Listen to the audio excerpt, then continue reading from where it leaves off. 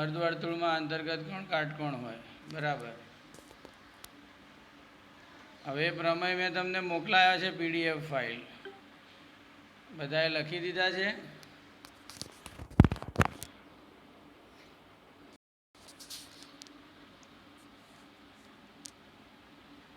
મેં તમને PDF file મોકલાવી. એમાં અર્ધવર્તુળમાં અંતર્ગત કોણ કાટકોણ હોય આ એક પ્રમેય.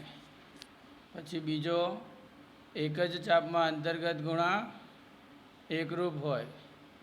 હમણાં આપણે ચલાવવાનો છે ચક્રીય ચતુષ્કોણના બહિષ્કોણનો પ્રમેય, એટલે કે આ ચક્રીય ચતુષ્કોણનો ઉપપ્રમેય છે. અને આગળના 3 પ્રમેય છે કે એક જ વર્તુળમાં એકરૂપ જીવાઓની સંગત ચાપ એકરૂપ હોય તો અંદર બુકમાં આપણને હતું એકરૂપ વર્તુળો માટે પણ આ કરવાનું હતું. તો એકરૂપ વર્તુળો માટેના એ બંને પ્રતિપ્રમેય અને પ્રમેય એની સાબિતી મેં મોકલાવી છે. આ પ્રમેય લખીને એટલા માટે મોકલાવ્યા કે પરીક્ષામાં એ મહત્ત્વના છે, એની સાબિતી ઘણીવાર પૂછાય છે. હવે આપણે આગળ શરૂ કરીએ. ધોરણ 10ની અંદર આપણે વર્તુળના પ્રકરણમાં ચક્રીય ચતુષ્કોણથી આગળ વધીએ. વ્યાખ્યાથી શરૂઆત કરીએ કે ચક્રીય જે શબ્દ છે એને સમજીએ. ચક્રીય એટલે શું? ચક્ર.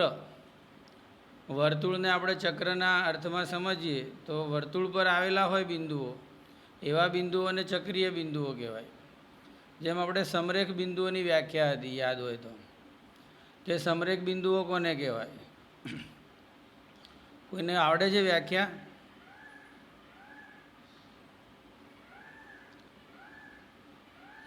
લાઈવ રહેજો ભાઈ. કોઈને આવડે છે વ્યાખ્યા?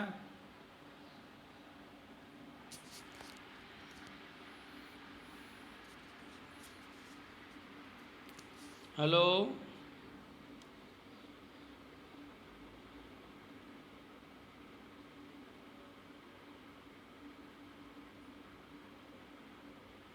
હલો,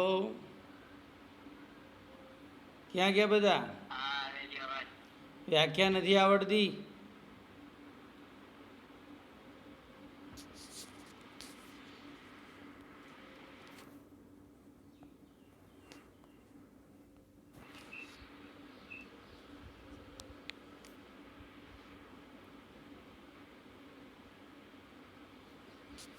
શું કરશું કહો?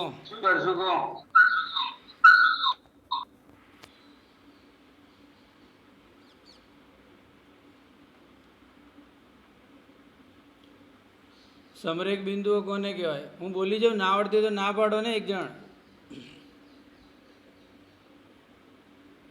કે મારે 40 મિનિટે મારે જ બોલવાનું છે? આ બધા ખાલી લોગિન થઈ ગયા, મીટિંગમાં ઇન થઈ ગયા, બધા પછી મૂકીને જતા રહ્યા લાગે છે.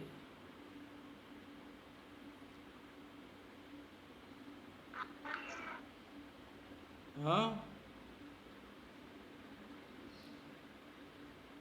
કોઈ કંઈક તો જવાબ આપો કે તમે બોલો સર, એમ તો કહો.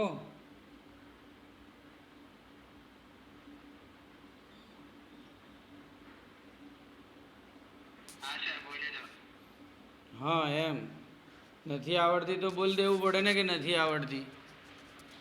સારું. તો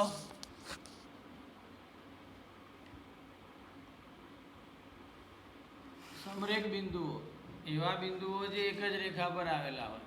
બહુ સરળ હતી વ્યાખ્યા. એક જ સમતલમાં આવેલા અથવા આપેલા સમતલમાં એક જ રેખા પર આવેલા બિંદુઓને સમરેખ બિંદુઓ કહેવાય. એવી રીતે આ ચક્રીય બિંદુઓ, પહેલાં આપણે વ્યાખ્યા શીખીએ ચક્રીય બિંદુઓની, પછી ચતુષ્કોણ પર જઈએ. તો એક જ વર્તુળ પર આવેલા હોય એવા બિંદુઓને ચક્રીય બિંદુઓ કહેવાય.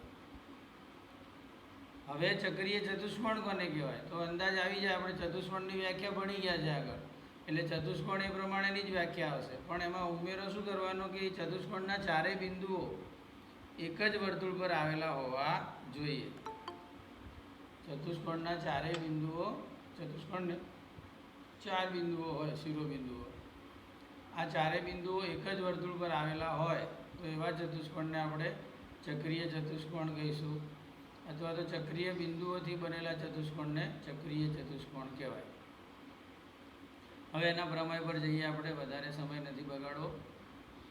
ચક્રીય ચતુષ્કોણનો આ પ્રમેય છે કે જો આપેલો ચતુષ્કોણ ચક્રીય ચતુષ્કોણ હોય તો તેના સમ્મુખ ખૂણાઓ, સમ્મુખ એટલે સામ સામેના ખૂણાઓ, ચતુષ્કોણના જે સામ સામેના ખૂણાઓ છે એ એમ કે 180 અંશના હોય. ચતુષ્કોણના સામ સામેના ખૂણાઓ કેવા હશે? 180 અંશના હશે. હા, હવે તમારી બુકમાં જુઓ, તમારી બુકમાં પેજ નંબર 68 દેખાય છે?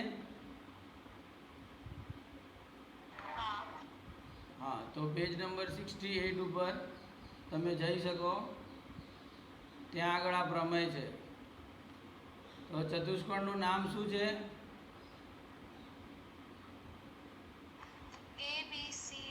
સરસ. ચતુષ્કોણ ચક્રીય છે જેનું નામ ABCD છે. તો આમાં ખાલી જગ્યા ભરવાની છે એટલે હું બોલું છું. તો પક્ષમાં શું આવશે?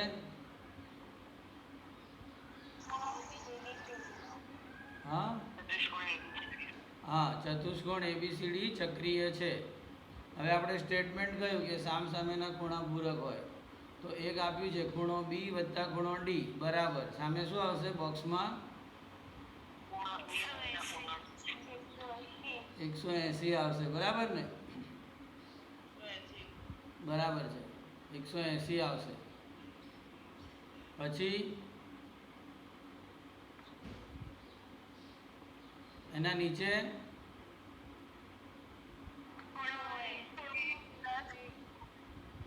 ખૂણો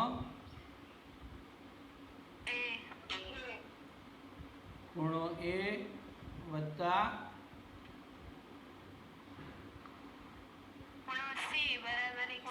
ખૂણો C બરાબર 180 આવશે. બરાબર ને? ખૂણો A વત્તા ખૂણો C બરાબર 180 આવશે. હવે સાબિતી. પહેલું વાક્ય છે કે ખૂણો ADC એ અંતર્ગત કોણ છે અને તેણે ચાપ ABC આંતરિત કરેલો છે. તો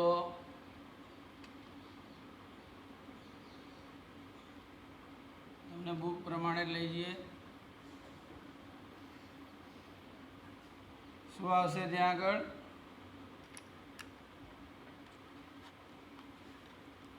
ખૂણો ABC અંતર્ગત કોણ છે અને ચાપ ABC આંતરિત કરેલો છે. આ ABC ખૂણો જે છે અને ADC સોરી, આ ADC ખૂણો જે છે એ આ ચાપ ADCમાં અંતર્ગત છે અને એનો આંતરેલો ચાપ આ ABC છે. આપણે દાખલા પણ જોયા આગળ. તો એ પ્રમાણે આપણું સૂત્ર શું થશે? ખૂણા ADCનું માપ બરાબર 1/2 ગુણ્યા શું થશે? એને ABC શું પણ ખૂણો ના આવે. હા, મેજર ચાપ અથવા માપ ચાપ જે બોલો એ. તો ત્યાં આવશે મેજર ચાપ ABC. હા ને? આ બંને તો આપણે લખાઈ ગયા. ચતુષ્કોણનું નામ અહીંયા ABCD અને આ 180 અને A વત્તા C 180. આટલું ભરીને તમારે ચાલવાનું. હવે એ રીતે બીજું વાક્ય, તેમજ ખાલી જગ્યા અંતર્ગત કોણ છે. આ જેમ બન્યું એ જ રીતે હવે બીજી જોડ બનાવવાની આપણે. તો જુઓ કયો અંતર્ગત કોણ છે બીજો? હવે અંતર્ગત કોણ તો 1 2 3 4 ખૂણા છે. બરાબર? એટલે જેમ ADC થયો, આ પણ થાય, C પણ થાય, B પણ થાય. પણ આપણે જે જોઈએ છે, આપણે એ બીની સાથે D જોઈએ છે. તો અહીંયા Dની વાત આવી ગઈ એટલે હવે આપણે B લેવો પડે. આ વસ્તુ સમજવાની, નહીં તો તમે બીજા રસ્તે વળી જશો. તો ખૂણો ABC આપણે લખશું અહીંયા કે ખૂણો ABC એ અંતર્ગત કોણ છે. એકચ્યુઅલી ના ખબર પડે તો આના પરથી ખબર પડે પછી કે એનો ચાપ ADC આંતરિત છે. તો ભાઈ ADCનો જેને આંતરતો હોય એવો ખૂણો કોણ? તો ABC થશે. આવી રીતે તમે વિચારો, આ આમ જતી હોય લાઈન આગળ તો ABCના અંદર આ ADC ચાપ આવે છે એટલે આપણે ખૂણો ABC આવશે નક્કી થઈ. હવે આગળ વધીએ આપણે.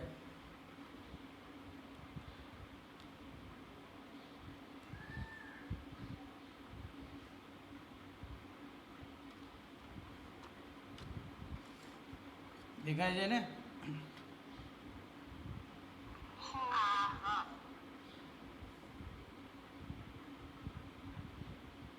તો ત્યાં શું આવશે હવે? તમારી પાસે બુક છે? ખૂણો એબીસી અહીંયા આવશે. હવે ખૂણા એબીસીનું માપ એણે આંતરેલી ચાપના માપ કરતાં અડધું હોય. અહીંયા આગળ કારણ આવશે, આગળના સ્ટેટમેન્ટમાં પણ આવશે. અંતર્ગત કોણનો પ્રમેય એ લખવાનું આપણે. અંતર્ગત કોણનો પ્રમેય મેં એવું લખ્યું છે. તો હવે શું થશે? પરિણામ 1 અને 2. પરિણામ 1 તમે જુઓ તમારા ટેક્સ્ટબુકમાં, અને પરિણામ 2 આ રહ્યું એ. તો એકમાં હતું એડીસી બરાબર હાફ માપચાપ એબીસી, એટલે એડીસી લખ્યું છે. તો અહીંયા સામે શું આવશે? હાફ માપ ચાપ એબીસી, અને અહીંયા આગળ એડીસી લખ્યો છે, એટલે ખૂણો એબીસી અહીંયા આવશે. તો આ બંને પરિણામ જે છે, આપણે પહેલા પરિણામની ડાબી બાજુ છે, આ બીજા પરિણામની ડાબી બાજુ છે, એનો સરવાળો કર્યો એટલે સામે જમણી બાજુઓના પણ સરવાળા આવ્યા પરિણામ 1 અને 2 પરથી. હવે તમે વર્તુળમાં જોશો તો ખ્યાલ આવશે. ચાપ એબીસી તમે જુઓ, એથી બી થઈને સી સુધી આવે, અને એડીસી તો સીથી આગળ ડી થઈને એ જાય. તો એથી શરૂ કરીને આખું વર્તુળ ત્યાં એ પાછા આવીએ છીએ આપણે ફરીને, બરાબર?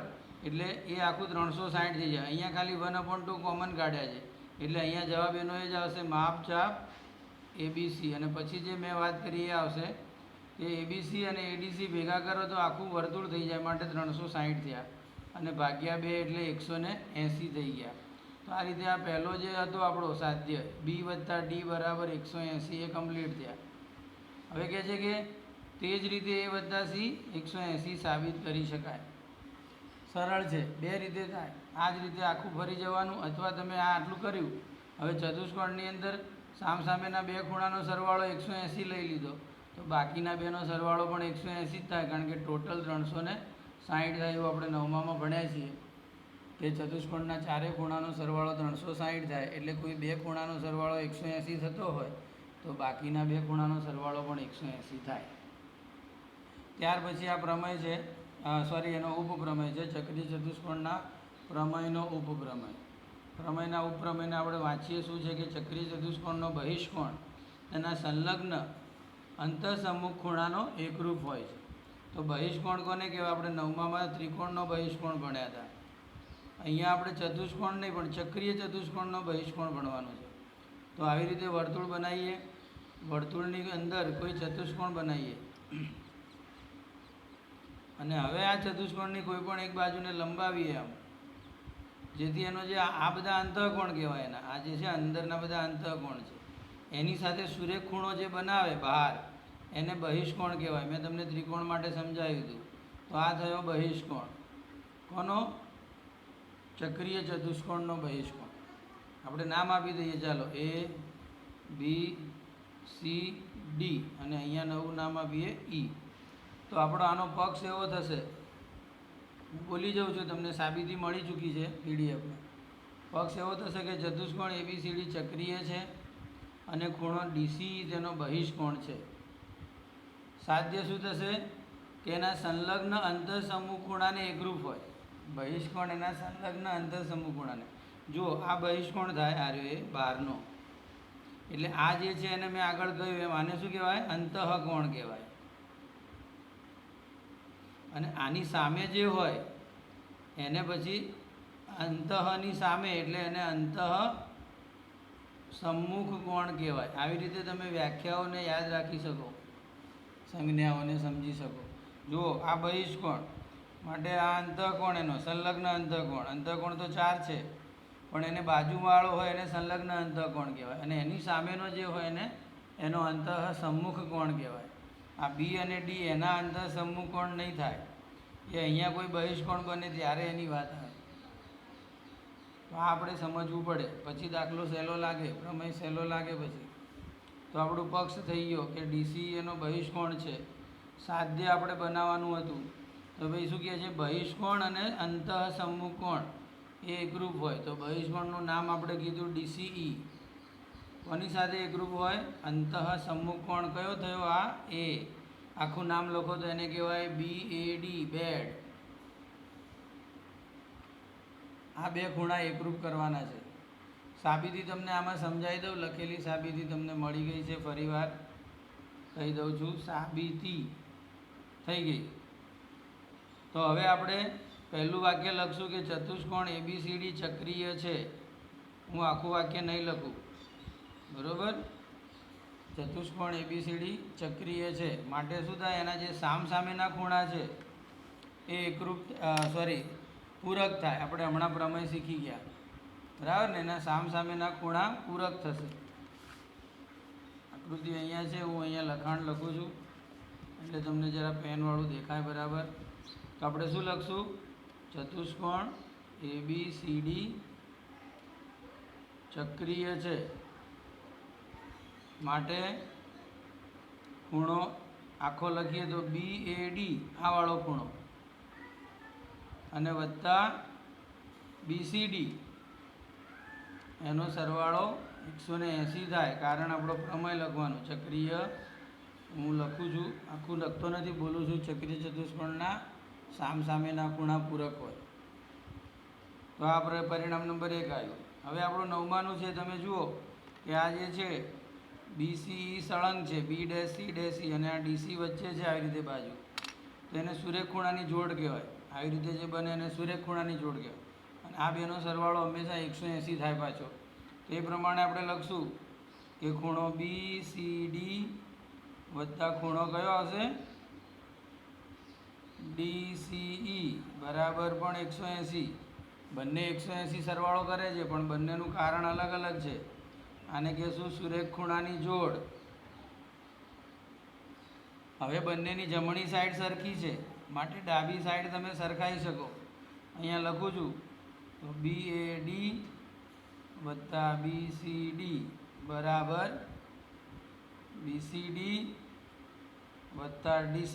હવે લખતા વખત જો ધ્યાનથી લખો તો ખ્યાલ આવે કે ભાઈ BCD ખૂણો તો બંને સાઈડે આવે છે, ડાબી સાઈડે પણ છે, જમણી સાઈડે. તો બંને બાજુ સરખી વસ્તુ તમે હટાવી શકો. એ નીકળી ગયું. તો વધ્યો કયો ખૂણો? BAD, એકરૂપ ખૂણો DC, જે આપણે સાબિત કરવું હતું. BAD અને આ DC અંદર સમૂહકોણ અને બહિષ્કોણ એકરૂપ થઈ ગયા. તો આ રીતે 4-5 લાઇનની સાબિતી છે. ત્યાર પછી આપણે ચક્રીય ચતુષ્કોણના પ્રમેયનો પ્રતિપ્રમેય ભણશું. ચક્રીય ચતુષ્કોણના પ્રમેયનો પ્રતિપ્રમેય, બરાબર? ચક્રીય ચતુષ્કોણનો પ્રમેય આપણે ભણ્યા. પ્રમેય એમ કહેતો હતો કે જો ચતુષ્કોણ ચક્રીય હોય, સામે જ છે, જો ચતુષ્કોણ ચક્રીય હોય તો એના સામસામેના ખૂણા પૂરક હોય. તો એનો પ્રતિપ્રમેય શું કહેશે કે કોઈ ચતુષ્કોણ એવો હોય જેના સામસામેના ખૂણા પૂરક હોય, સમ્મુખ એટલે સામસામેના, તો એ ચક્રીય ચતુષ્કોણ થશે. આ એની કસોટી પણ કહેવાય. ચક્રીય ચતુષ્કોણ ક્યારેક સાબિત કરવાનો આવે તો ભાઈ આપેલા ચતુષ્કોણને ચક્રીય સાબિત કરો, તો તમારે શું કરવાનું? એના સમ્મુખ ખૂણાની કોઈ પણ એક જોડને પૂરક બતાડી દેવાની. કોઈ પણ એક જોડ પૂરક બતાડો તો પણ ચાલે, કારણ કે બીજી જોડ ઓટોમેટિક પૂરક થશે. પૂરકનો અર્થ શું થાય? સરવાળો 180 બતાડવાનો, બરાબર? તો આની જે સાબિતી છે એ પરોક્ષ સાબિતી છે, એટલે આપણે આને શું કરી લઈશું? સ્વીકારી લીધો કે આ સાચો છે. આની સાબિતી આપણે સમજવાની જરૂર નથી. તો ક્યારે પણ ચતુષ્કોણને પૂરક કરે, ચતુષ્કોણને ચક્રીય કરવાનો આવશે ત્યારે તમારે એના સમ્મુખ ખૂણાને પૂરક બતાવી દેવા. ત્યાર પછીનો પ્રમેય છે એ પણ એની કસોટી તરીકે વપરાય છે. આ બીજી કસોટી આવી ચક્રીય હોવા માટેની. સમજી લો એને જરા. એકાદ દાખલામાં આનો ઉપયોગ આવશે, વધારે નહીં આવે આ પ્રમેય. એકાદ દાખલામાં પણ જે ઓછું વપરાતું હોય ને એ નડી જાય વધારે, કારણ કે આપણને યાદ ના રહેતું હોય. અંતર્ગત કોણ હંમેશા યાદ રહી જાય આપણને કે આવી રીતે અંતર્ગત કોણ થાય. ચક્રીય ચતુષ્કોણ પણ 180 સરવાળો કરે, બધું યાદ રહી જાય.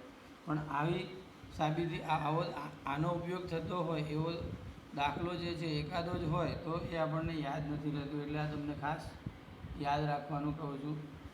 આ પણ ચક્રીય બિંદુઓ માટે છે, પણ આપણે આગળ સમજાયું કે જો ચક્રીય બિંદુઓ થાય તો એને જોડનારો ચતુષ્કોણ ચક્રીય થઈ જાય. જુઓ, રેખાના બે ભિન્ન બિંદુ, આ રેખા છે એના બે ભિન્ન બિંદુ એ અને ડી તે રેખાની એક જ બાજુએ આવેલા, જો આ ડી અને બી અને સી એક જ બાજુ આવેલા કહેવાય. જો અહીંયા કોઈ બીજું બિંદુ આપણે ઈ લઈએ તો આ બી અને ઈ એ વિરુદ્ધ બાજુએ આવેલા બિંદુઓ કહેવાય. એ સાથે સાથે સમજાવું છું તમને. હાલ બી અને સી એક જ બાજુએ એણે કહ્યું છે તો એક જ બાજુ આવેલા છે અને એ બે પણ ભિન્ન હોવા જોઈએ, તો અલગ અલગ છે. એનાથી એકરૂપ ખૂણા નિશ્ચિત કરી શકતા હોય. હવે એકરૂપ ખૂણા નિશ્ચિત કરે એટલે એને અને ડીને તમારે બી સાથે જોડીને ખૂણા બનાવવાના. તો એક ખૂણો બન્યો એબીડી અને સી સાથે એણે બનાવ્યો એસીડી. તો એક રેખા પર આવેલા બે બિંદુઓ છે. આ બે બિંદુઓ એ રેખાની કોઈ પણ એક જ બાજુએ, કાં તો આ સાઈડ કાં તો પેલી સાઈડ આવેલા બે બિંદુ સાથે એકરૂપ ખૂણો નિશ્ચિત કરતો હોય.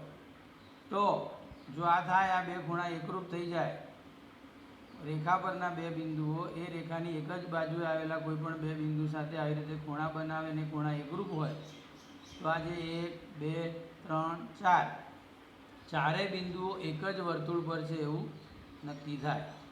અને એક જ વર્તુળ પરનો અર્થ શું થાય કે તમે એને આવી રીતે જોડો તો જે આ ચતુષ્કોણ બને એ ચક્રીય કહેવાય. એક જ વર્તુળ પર આવેલા બિંદુઓને ચક્રીય બિંદુ કહેવાય ને એનાથી બનતા ચતુષ્કોણને ચક્રીય ચતુષ્કોણ કહેવાય. એવી વાત આપણે સમજ્યા. જુઓ અહીંયા પક્ષની રીતે લખ્યું છે બી અને સી જે છે બિંદુ. આ તમારે સ્ટેટમેન્ટ યાદ રાખવાનું, ક્યારેક લખવું પડશે. બિંદુ બી અને સી રેખા એડીની એક જ બાજુ આવ્યા છે અને એબીડી એકરૂપ એસીડી થાય છે, માટે આ ચારેય વર્તુળ પર છે એટલે કે ચતુષ્કોણ એબીસીડી ચક્રીય છે. આની સાબિતી પણ અપ્રત્યક્ષ રીતે અપાય, એટલે આપણા કોર્સમાં નથી એટલે આપણે એને સમજવી પણ નથી, ચાલશે. આપણે ઘણી બધી બીજી વસ્તુઓ છે એમાંથી સમય મળ્યા પછી તમે એના ઉપર આવી શકો. હવે આપણે જઈએ પેજ નંબર 71. તમારું રાખો, તમારી પાસે બુક છે એમાં. પેજ નંબર 71 પર બે વસ્તુ આપણે શીખવાની છે. એક ઉદાહરણ 2 કરીને આપ્યું છે, આ બહુ મહત્ત્વનું છે. એમાં પહેલો બીજો દાખલો આપણે જવા દઈએ, બરાબર. ત્રીજો દાખલો જે છે એનો બીજો અને ત્રીજો, એકચ્યુઅલમાં તો ત્રીજો અને સાથે ચોથું વસ્તુ કહી છે એટલે બધું સાથે જ છે. કે જીવા પીક્યુ, આને આપણે સમજીએ કે જીવા પીક્યુ અહીંયા છે, જુઓ જીવા પીક્યુ આ રહી અને જીવા આરએસ તો એકબીજાને ટી બિંદુમાં છેદે છે. એના વચ્ચેના ખૂણાનું માપ કોઈ પણ હોય તો પણ આવું સાબિત કરો. આ શું છે હું સમજાવું તમને. આ જીવા પીક્યુ અને જીવા આરએસ એકબીજાને ટી બિંદુમાં છેદે છે. આ બંને જીવાઓ વર્તુળના આંતરભાગમાં મળે છે, બરાબર. આ ખાસ યાદ રાખવાનું છે આપણે. બંને જીવાઓ વર્તુળને આંતરભાગમાં મળે છે. હવે જે ખૂણો છે ટી, 4 ખૂણા ટીના થાય, એમાંથી એક ખૂણો લઈએ આપણે. બુકમાં કયો છે એ પ્રમાણે STQ. જુઓ STQ આ રહ્યો ખૂણો થયો. આ ખૂણાની વાત કરે છે કે આ ખૂણાનું માપ, એના વિશે આપણને આ ગુણધર્મ સમજાવે છે કે આ ખૂણો STQ જે છે એનું માપ કેટલું હોય, તો એનું માપ એણે આંતરેલી ચાપ અને એના અભિકોણે આંતરેલી ચાપ. આ PR છે ને એ અભિકોણે આંતરેલી ચાપ છે. જો આ ખૂણો STQ અહીંયા છે તો આ ચોકડી પડે છે એટલે આ એનો PRQ એનો શું, અરે PTR ખૂણો એનો અભિકોણ થાય. PTR અભિકોણ થાય ને PTRની આંતરેલી ચાપ PR છે અને એની પોતાની આંતરેલી ચાપ SQ છે. તો શબ્દોમાં શું કહેવાય એને કે આ રીતે જો બે જીવાઓ એકબીજાને અંદરથી છેદતી હોય વર્તુળના આંતરભાગમાં, તો એ ખૂણાનું માપ તે ખૂણાએ આંતરેલી ચાપ અને તેના અભિકોણે આંતરેલી ચાપના સરવાળાથી અડધું હોય. ખ્યાલ આવ્યો? જુઓ STQ આ ખૂણો છે તો એની ચાપ SQ લેવાની વત્તા એના અભિકોણની ચાપ PR લેવાની અને બેનો સરવાળો કરવાનો. એના અડધા કરો એટલે તમને ખૂણાનું માપ મળી જાય. આ આપણે થિયરી તરીકે યુઝ કરશું. આગળ કોઈ દાખલો ગણવાનો આવશે ત્યારે આપણે એને વાપરવાનું છે. તો એને જે શબ્દોમાં કહેવાનું છે નીચે લખીને આપ્યું છે, જુઓ મેં તમને કહી દીધું આમ તો શબ્દોમાં કઈ રીતે કહેવાય. અહીંયા ફરીથી આપ્યું છે કે વર્તુળની જીવાઓ એકબીજાને વર્તુળના આંતરભાગમાં છેદતી હોય, મતલબ કે એની આકૃતિ આવા પ્રકારની બનતી હોય, આવા પ્રકારની આકૃતિ બનતી હોય ત્યારે જીવાઓ વચ્ચેના ખૂણાનું માપ, ધારો કે હું હવે આ વખતે આ ખૂણો લઉં છું, મારે આ ખૂણો જોવો છે કેટલો થાય, તો તે ખૂણા વડે આંતરિત થયેલી ચાપ, તો આ જે ખૂણો છે એની આંતરિક ચાપ આ રીતે હું નંબર આપું 1 અને તેના વિરુદ્ધ એટલે કે અહીંયા વિરુદ્ધની જગ્યાએ શું આવે? અભિકોણ. એણે વિરુદ્ધ શબ્દ વાપર્યો છે પણ એના અભિકોણે આંતરેલી ચાપ, તો આ એનો અભિકોણ થાય, તો એની આંતરેલી ચાપ આ થશે, જેને હું બીજો નંબર આપું. એ ચાપના માપના સરવાળા કરતાં અડધું હોય એટલે આ ખૂણાનું માપ બરાબર 1/2 કૌંસમાં માપચાપ આ વાળી 1 અને વત્તા માપચાપ 2. આવી રીતે તમે સૂત્ર બનાવી અને આ દાખલો ગણેલો છે કે એવી રીતે આંકડા આપ્યા હોય તો આંકડા આપીને દાખલો ડાયરેક્ટ ગણી શકો. એની સાબિતી અહીંયા આપી છે, એ આપણે જોઈ લઈએ. જુઓ STQ, તો STQ બરાબર શું થશે? ખૂણો STQ અહીંયા છે, STQનું માપ કેટલું થાય? તો એ શું કહે છે કે ખૂણો SPQ દેખાય છે તમને? SPQ ક્યાંય? SPQ એટલે આ વાળો ખૂણો અને વત્તા PST. તમને સમજવા માટે હું લખી દઉં, હાલ પૂછતો નથી. PST દેખાય છે? બધા હાજર છે ને ભાઈ? ઓકે. તો આ જે સૂત્ર આપણે લીધું ને એની સાબિતી આપું છું. અહીંયા આકૃતિ આ જ છે. આ તમને પેલો અંતર્ગત કોણનો પ્રમેય સમજાવે ને ત્યારે વાત આવી હતી, ત્રિકોણના બહિષ્કોણનો પ્રમેય. એટલે કે બહિષ્કોણનું માપ આપણે હમણાં ચતુષ્કોણનું શીખ્યા, ખબર કે ચતુષ્કોણના બહિષ્કોણનું માપ કેટલું હોય? આનું માપ આના જેટલું હોય ખાલી. જ્યારે અહીંયા શું હોય? આનું માપ એના અંતઃસમૂહકોણના સરવાળા જેટલું હોય એટલે x વત્તા y. આનું x તો આ પણ x થાય. આટલો બંનેમાં ફરક છે. આ એ બહિષ્કોણ છે, આ એ બહિષ્કોણ છે. પણ ચક્રીય ચતુષ્કોણના બહિષ્કોણનું માપ તેના અંતઃસમૂહકોણ જેટલું જ હોય, કારણ કે એને એક જ અંતઃસમૂહકોણ હોય. જ્યારે ત્રિકોણના બહિષ્કોણનું માપ તેના અંતઃસમૂહકોણના સરવાળા જેટલું હોય, કેમ કે એને 2 અંતઃસમૂહકોણો હોય એટલા માટે. એટલે આમ જો તમે એનું લોજિક સમજો તો બંને પ્રમેય એક જ જેવા થયા કે બહિષ્કોણનું માપ એના અંતઃસમૂહકોણ જેટલું હોય, પછી જો 1 હોય તો એના જેટલું હોય અને 1થી વધારે હોય તો એના સરવાળા જેટલું હોય. તો આ જે છે બહિષ્કોણ છે અને આ એના અંતઃસમૂહકોણ છે, એટલે આનું માપ આ બેના સરવાળા જેટલું થાય. એ પ્રમાણે આ સૂત્ર બનેલું છે. જુઓ અહીંયા આકૃતિમાં, તમારી બુકમાં પણ જોજો. આ ત્રિકોણ છે PTS. ત્રિકોણ PTSની આ પીટી બાજુને આમ લંબાવી છે એટલે STQ એનો બહિષ્કોણ થયો. આ બહિષ્કોણ થયો એટલે એની બાજુવાળો ખૂણો છોડી દેવાનો, બાકીના 2 ખૂણા એના અંતઃસમૂહકોણ થયા. એટલે STQનું માપ એ આ SPT જેટલું, અથવા તો એને આખો લખવો હોય તો SPQ જેટલું, એટલે આ SPQ આવી ગયો. અને બીજો આપણે PST અથવા PSR સુધી જઈએ તો અહીંયા PSR લખીએ. આટલી સમજ પડવી જોઈએ, પછી દાખલો સહેલો થઈ જશે. હવે SPQનું માપ કેટલું થાય?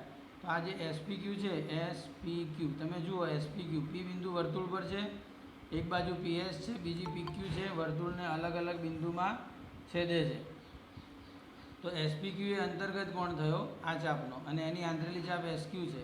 માટે SPQનું માપ બરાબર શું થશે? SPQની જગ્યાએ શું આવશે સામે? હાફ માપચાપ SQ. એવી રીતે PSR એટલે આ ખૂણો થયો, એ આ PSR ચાપમાં અંતર્ગત છે અને એની આંતરેલી ચાપ PR છે. માટે PSRનું માપ કેટલું થશે? હાફ માપચાપ PR જેટલું. તો અહીંયા આવશે હાફ માપચાપ PR. આ પણ અંતર્ગત કોણના પ્રમેયથી, એટલે બંનેને આપણે આના બરાબર આ આવે, આના બરાબર આ આવે, આવી રીતે ડાયરેક્ટ લખી શકાય. કાં તો પહેલાં તમારે લખવાનું, પછી અહીંયા લઈ આવવાનું. હવે તમે આ હાફ કોમન કાઢો બંનેમાંથી, બહાર આવી ગયા તો આ કૌંસ કરો, એની અંદર માપચાપ SQ આવશે અને અહીંયા આવશે માપચાપ PR. એની એ જ લખવાની છે એટલે ના દેખાય તો ચાલે. આવી રીતે શું થઈ ગયું? સાબિત થઈ ગયું આ કે ખૂણા STQનું માપ એ એણે આંતરેલી ચાપ અને એના અભિકોણે આંતરેલી ચાપના માપના સરવાળા કરતાં અડધું હોય છે. હવે આવો એક બીજો આ ટાઈપનો બીજો એક ગુણધર્મ છે, એ આપણે સમજવાની કોશિશ કરીએ. અને તમને આગળ કહ્યું હતું એમ કે આ તમારે છેલ્લો ગુણધર્મ છે, અથવા તો આવું લોજિક ટાઈપનું, સાબિતી ટાઈપનું આ છેલ્લું. એના પછી આપણે દાખલા ગણશું એ જ. બાકી હવે નવો કોઈ પ્રમેય કે ગુણધર્મ એડ થશે નહીં. ભૂમિતિમાં આ વર્તુળનું પ્રકરણ પતે એટલે હવે બધા દાખલા અલગ પ્રકારના આવશે પાછા આપણે, એટલે કે સહેલું આવશે. આ જો તમને અઘરું લાગતું હોય તો, આ સહેલું લાગતું હોય આટલું 3 ચેપ્ટર, તો પછી તો એકદમ જ સહેલું આવશે. જેને આ અઘરું લાગે એને સહેલું આવવાનું છે, તો પછી આ જેને સહેલું લાગે એને તો બહુ સહેલું આવશે, હે ને? તો આ જુઓ, હવે પેલા આકૃતિ યાદ હોય તો એમાં જીવાઓ અંદર છેદતી હતી, અહીંયા ક્યાં હશે? જીવાઓ બહિર્ભાગમાં છે, બાહ્ય ભાગમાં છેદે છે. એક જીવા AB છે, બીજી CD છે, એટલે એને આગળ લંબાઈ આમ તો ક્યાં આગળ છેદે છે? આ E બિંદુમાં છેદે છે. એટલે એક સૂત્ર હતું આપણું આંતરભાગ માટે અને બીજું સૂત્ર બહિર્ભાગ માટે. તો આ તમે ખૂણાને સમજો ફરીથી પહેલાં કે આ જે ખૂણો છે AEC એની પણ બે ચાપ આંતરે છે. એક આ BD ચાપ આંતરે છે અને બીજી આ AC ચાપ આંતરે છે. તો આ ખૂણાનું માપ જે છે, હું ખાલી અત્યારે એનું સ્ટેટમેન્ટ કહું છું. આ ખૂણાનું માપ AEC જો ખૂણાનું શિરોબિંદુ વર્તુળના બાહ્ય ભાગમાં હોય એવી રીતે બોલવાનું, કાં તો બે જીવાઓ એકબીજાને બહિર્ભાગમાં છેદે છે ત્યારે બનતા ખૂણાનું માપ એણે આંતરેલી ચાપના સરવાળાની જગ્યાએ તફાવત કરતાં અડધું હોય છે. આટલું ખાલી નવું શીખવાનું છે. વાત બધી બાકીની એની એ જ છે. આટલો ફરક આવશે જે મેં અંડરલાઈન કરી છે. વર્તુળની જીવાઓનો સમાવેશ કરતી રેખાઓ, પેલામાં ડાયરેક્ટ જીવાઓ આવતી હતી, અહીંયા સમાવેશ કરતી રેખાઓ શબ્દ વધારે વર્તુળના બાહ્ય ભાગમાં છેદતી હોય તો તે રેખાઓ વચ્ચેના ખૂણાનું માપ એટલે કે અહીંયા ખૂણો E એ ખૂણા વડે આંતરિત થયેલા ચાપોના માપ એટલે એક AC અને બીજી BD ના તફાવત એટલે બાદબાકી કરતાં અડધું હોય છે એમ સાબિત કરો. એ પ્રમાણે અહીંયા સૂત્ર શું બને જુઓ, AB અને CD એકબીજાને Eમાં છેદે છે જે બાહ્ય ભાગ છે, તો ખૂણો AEC બરાબર હાફ, પછી કૌંસમાં માપચાપ AC અને ઓછા માપચાપ BD. આ તમારે અહીંયા બાદબાકી આવશે, ત્યાં સરવાળો આવતો છે. આની જે સાબિતી છે એ અહીંયા કહ્યું છે કે તમે આપજો. હું અહીંયા સમજાવી દઉં છું. તમારે એના માટે એક આ AD દોરવાની છે. બાકીની સાબિતી જે છે તમને PDFમાં આની પણ આપી દીધી છે મેં, તો એ તમે ત્યાંથી વ્યવસ્થિત લખજો. અહીંયા પણ લખી જ છે. તો આ જે ચાપ આ રેખાખંડ AD દોર્યો તો અહીંયા એક ત્રિકોણ બની ગયો જુઓ, AED બરાબર. ADE ત્રિકોણ બની ગયો અને આ ખૂણો ADC જે છે, ખૂણો ADC એ આ ત્રિકોણ AEDનો બહિષ્કોણ થયો. આગળ ફરી સમજાવ્યું એમ હું આ બાજુ દોરું આ વખતે કે આવી રીતે ત્રિકોણ હોય ને આને લંબાવો તો આ બહિષ્કોણ થયો. આનું માપ કોના જેટલું હોય? એના અંતઃસમૂહ ખૂણોના સરવાળા જેટલું. એટલે આ D ખૂણો જે છે ADC એની વાત કરશું હવે. ખૂણો ADC એ ત્રિકોણ AEDનો બહિષ્કોણ છે, માટે ADCનું માપ કેટલું થાય? આ E અને આ Aના સરવાળા જેટલું. એને શું લખાય? DAE આ રે અને આ AED, કારણ ત્રિકોણના બહિષ્કોણનો પ્રમેય. હવે આપણે અંતર્ગત કોણનો પ્રમેય વાપરવાનો કે ADC જો D બિંદુ વર્તુળના કે ઉપર છે અને આ બે બાજુ અલગ અલગ બિંદુમાં છેદે છે એટલે આ અંતર્ગત કોણ થયો? કઈ ચાપમાં? ADC ચાપમાં. એની આંતરેલી ચાપ AC છે, તો ADC ખૂણાનું માપ હાફ માપચાપ AC થાય. એવી રીતે આ એ બિંદુ જે છે અહીંયા છે અને આ બે બાજુઓ એને અલગ અલગ બિંદુમાં છેદે છે એટલે BAD પણ અથવા તો DAE આખું નામ બોલો તો જે પહેલાં લખ્યું હતું એ પણ અંતર્ગત કોણ થયો અને એની આંતરિક ચાપ BD થઈ, તો DAEનું માપ થશે હાફ માપચાપ BD. અને આ તો ખૂણો 12 છે, એનું કંઈ થાય નહીં, એટલું તો આપણે બનાવી રહ્યા છીએ સૂત્ર, એનું એ રહેશે. હવે આ હાફ માપચાપ BDને સામેની સાઈડ લઈ ગયા, ઇક્વલ ટુની સામે લઈ ગયા. ઇક્વલ ટુની સામે લઈ જઈએ એટલે શું થાય? એ સામે જઈને બાદ થઈ ગયું. હાફ માપચાપ AC ઓછા હાફ માપચાપ BD બરાબર ખૂણો AED. અને એમાંથી હાફ કોમન કાઢ્યા, AED પહેલાં લખી કાઢ્યા, તો હાફ માપચાપ AC માઇનસ હાફ માપચાપ BD. આવી રીતે આ સૂત્ર બન્યું. શબ્દોમાં તમને ઉપર અહીંયા લખ્યું છે એ રીતે યાદ રાખવાનું, સૂત્રની રીતે આ યાદ રાખવાનું, આકૃતિની રીતે આ યાદ રાખવાનું. જ્યારે અંદરની સાઈડે હોય તો આ આકૃતિ યાદ રાખવાની અને આ લખાણ યાદ રાખવાનું અને આ સૂત્ર યાદ રાખવાનું, જેથી દાખલા આવડી જાય. હવે જઈશું આપણે દાખલા ઉપર. પહેલો દાખલો 3.4નો પહેલો દાખલો શું કહે છે જુઓ.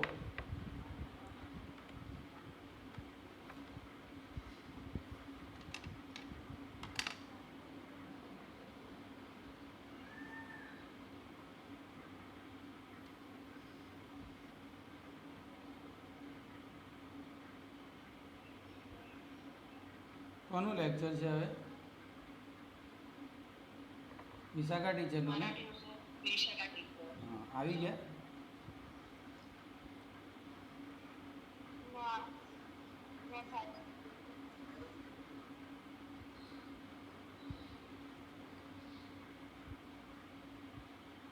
કંઈ નહીં, એટલી વાર દાખલો વિચારો, હે ને? દાખલો વિચારી લો તમે.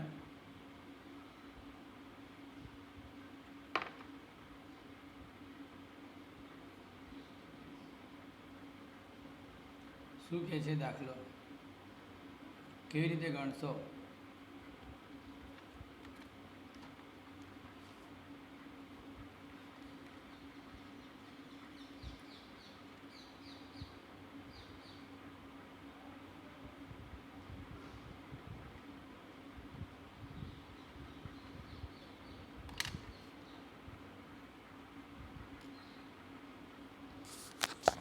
બોલો બોલો.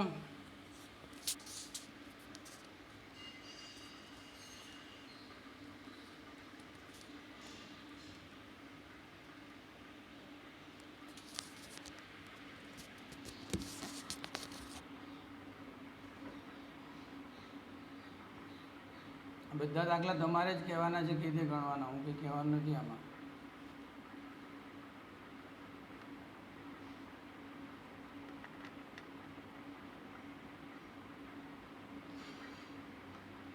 આઠ દાખલા છે, જુઓ. હું તમને સંકીર્ણની પીડીએફ મોકલી દઈશ. 8 દાખલા આપણે રહી જાય આજે, તે પછી ચલાવશું સમજાવવાની રીતે. પણ તમારે લખાણ થઈ જાય એટલા માટે હું સંકીર્ણની પીડીએફ મોકલાવી દઈશ 3જા ચેપ્ટરની. એટલે તમારે લખતા રહેવાનું, ચાલુ થઈ જાય કામ. અને પછી આપણે એને નોટને જોઈ લઈશું એક દિવસ. નોટ જોવાનું પણ આપણે ઓનલાઈન રાખશું એક દિવસ.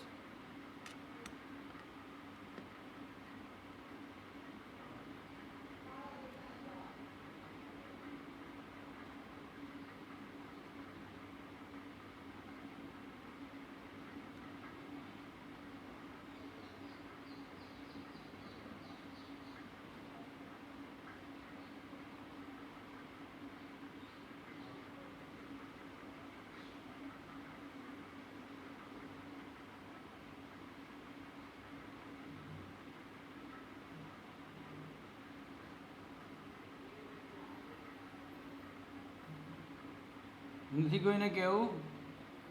કમ્પ્લીટ મારે જ ગણાવવાનું છે એમ ને? સારું, જુઓ. ઓ કેન્દ્રિત વર્તુળ છે. જીવા એબીની લંબાઈ વર્તુળની ત્રિજ્યા જેટલી છે. એટલે અહીંથી શરૂઆત કરીએ આપણે સમજવા માટે. જીવા એબી કેટલી લાંબી છે? વર્તુળની ત્રિજ્યા જેટલી છે. તો એબીનું માપ ત્રિજ્યા જેટલું કહ્યું. અહીંયા ત્રિજ્યા કોણ છે? એઓ અને બીજી બીઓ. આ 3 ત્રિજ્યાઓ છે, બરાબર? સમજાય છે?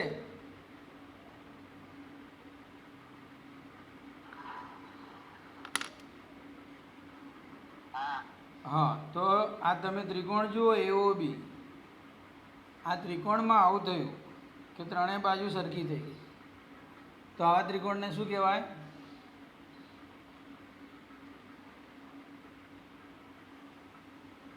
તો બોલો, ફટાફટ દાખલો થઈ જશે. જુઓ, આ જીવા એબી અને ત્રિજ્યા સરખી હતી. એના પરથી મેં કહ્યું કે જીવા એબી તો એબી જ થઈ, પણ ત્રિજ્યાઓના નામ લખ્યા એઓ અને બીઓ. તો ત્રિકોણ એઓ બીની અંદર શું થયું? આ 3 બાજુ સરખી થઈ. તમે આકૃતિમાં જુઓ, ત્રિકોણ એઓ બી 3 બાજુ સરખી થઈ ગઈ. આવા ત્રિકોણને શું કહેવાય? Mute, unmute. હા, અનમ્યુટ રાખો એટલે ફટાફટ જવાબ આપતા. જેના બેકગ્રાઉન્ડમાં અવાજ આવતો એ જ ખાલી મ્યુટ રાખો, બાકીના અનમ્યુટ આપો. મને જવાબ આપો ફટાફટ. તો ત્રિકોણ એઓ બી સમભુજ થઈ ગયો. પહેલો સવાલ વાંચો. ખૂણો એઓ બીનું માપ પૂછ્યું છે. બોલો કેટલું થાય? એઓ બી એ કોણ છે? ત્રિકોણનો ખૂણો છે. અરે, જેને તમે સમભુજ કર્યો. આગળ મેં સમજાવ્યું હતું સમભુજ ત્રિકોણનો દરેક ખૂણો. સરસ. તો 60 થઈ ગયો. એક વાત પતી ગઈ આપણી. હવે ખૂણો એસીબી આવ્યા. ખૂણો એસીબી અહીંયા આકૃતિમાં જુઓ તો આ રીતે બનેલો છે. સી બિંદુ ક્યાં છે? વર્તુળ પર. સીએ અને સીબી બે બાજુઓ વર્તુળને જુદા જુદા બિંદુમાં છેદે છે. માટે ખૂણો એસીબી એ ચાપ એસીબીમાં અંતર્ગત થયો. અને આ એના વચમાં રહેલી જે ચાપ એબી છે એને આંતરિક કહેવાય. તો આ ખૂણા સીનું માપ કોના જેટલું હોય? એણે આંતરેલી ચાપના માપ જેટલું હોય અંતર્ગત કોણના પ્રમેય પ્રમાણે. એટલે ખૂણા એસીબીનું માપ બરાબર હાફ જેટલું નહીં પણ એનાથી અડધું હોય. હાફ માપ ચાપ એબી હોય, બરાબર? કારણ અંતર્ગત કોણનો પ્રમેય. ખૂણો એસીબી બરાબર હાફ માપ ચાપ એબી. આટલા સુધી સમજ પડી? હવે ચાપ એબીનું માપ કેટલું હોય? તો ખૂણા એઓ બી જેટલું જ હોય. કેમ? બોલો, હું ખાલી લખું એટલી વાર તમે બોલો કે ચાપ એબીનું માપ મેં કેમ ખૂણા જેટલું કીધું? કારણ અને ખૂણો શોધી કાઢ્યો છે એટલે જવાબ આવશે તમારો 30. પણ આનું કારણ શું? ચાપની જગ્યાએ ખૂણો કેમ લખી કાઢ્યો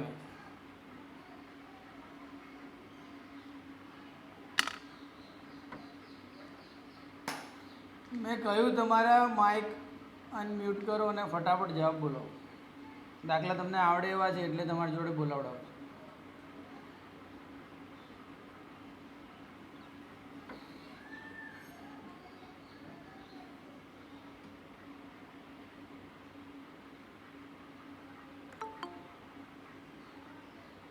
બોલો, ટીચર આવી ગયા, જલ્દી બોલો. આપણે શીખ્યા હતા આગળ કે ચાપનું માપ એના કેન્દ્રીય કોણ જેટલું હોય. ચાપનું માપ એટલે એનો કેન્દ્રીય કોણ. કોઈ પણ ચાપ આપણે, મેં તમને કહ્યું કે નાની નાની વસ્તુ યાદ રાખવી પડશે. આ ચાપ છે, આ ચાપનું માપ કેટલું થાય? એના કેન્દ્રીય કોણ જેટલું. તો આ એ બી ચાપનું માપ કોના જેટલું થાય? ખૂણા એઓ બી જેટલું. માટે અહીંયા લખ્યું વ્યાખ્યા આવે, ચાપના માપની વ્યાખ્યા કારણ. તો ચાપ એબીનું માપ ખૂણા એઓ બી જેટલું થયું. એઓ બી 60 શોધ્યો તો 60/2 એટલે 30 આવ્યા. ત્રીજો જવાબ જુઓ, ચાપ એબી. ચાપ એબી તો આપણો શોધાઈ ગયો. ચાપ એબી તમે ખાલી લખવાનો જ રહ્યો. ચાપ એબીનું માપ કેટલું આવે? 60. એના કેન્દ્રીય કોણ જેટલું. સરસ. અને છેલ્લો ચાપ એસીબી. ચાપ એસીબીનું માપ શોધો. આ પણ આવડવું જોઈએ. જુઓ, તમે પ્રયત્ન કરો તો આવડી જાય એવું છે બધું. ચાપ એસીબી એટલે હું આકૃતિમાં સમજાવું. અહીંથી શરૂ કરી અને આટલા ચાપનું માપ શોધવું છે. એ પણ આવી ગયું આગળ. બોલો, ક્યાં બોલો છો તમે?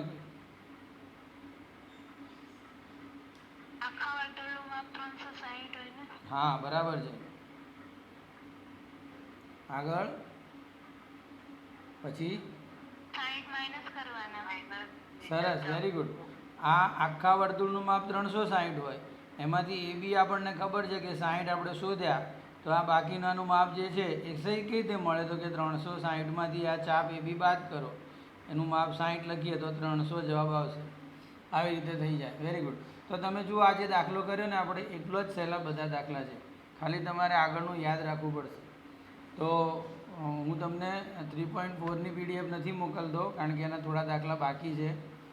એ ચલાવ્યા પછી મોકલીશ. પણ સંકીર્ણની મોકલીશ એ તમારે લખી લેવી. આપણું નેક્સ્ટ લેક્ચર આવે એના પહેલાં બધા દાખલા લખી દેવા બધાએ. 3.4 આપણું બાકી રહેશે. એ દિવસે આપણે ચલાવશું અને પૂર્ણ કરશું. એ દિવસે આપણને કદાચ સમય મળશે થોડો, એટલે બીજી કંઈ તમને ડિફિકલ્ટી રહી હોય આ 3 ચેપ્ટરમાં તો એ પણ તમે લઈને આવજો. સંકીર્ણ 3 આપણા મેં તમને ડાયરેક્ટ લખાવડાવ્યા છે. તો આ ત્રણેય સંકીર્ણમાં જે પણ દાખલો તમારે સમજવો હોય, યાદ રાખો, સાંભળો ધ્યાનથી. ત્રણેય પ્રકરણમાં સંકીર્ણનો કોઈ પણ દાખલો સમજવો હોય તો એનો નંબર લખીને રેડી રાખવાનો. આપણું 3.4 પતી જાય પછી તમે એને વારા પરથી આપણે પૂછશું. જેને સમજવો આપણે બધાને દાખલો સમજાવશું. ખ્યાલ આવ્યો? ઓકે. વિશાખા ટીચર ચલાવો તમે.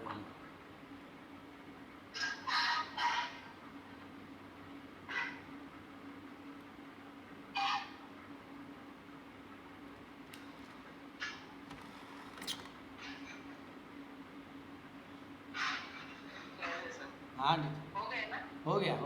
हाँ, ओके।